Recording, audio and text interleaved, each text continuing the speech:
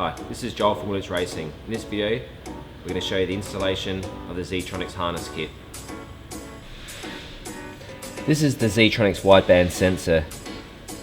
You need to install this into the exhaust. This bike already had a wideband bung already installed, but if your bike doesn't have a wideband bung, then we can supply many different types of bungs to suit your exhaust systems.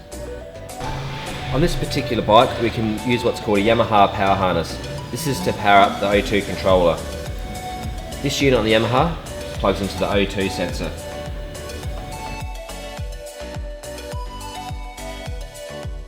We then run this up back towards the bike to the O2 controller. We've just seen the Yamaha power harness installed on this 2015 R1. We've also got power harnesses to suit various model Kawasaki's and Suzuki's. For those models that don't have a power harness, we have what's called a relay kit.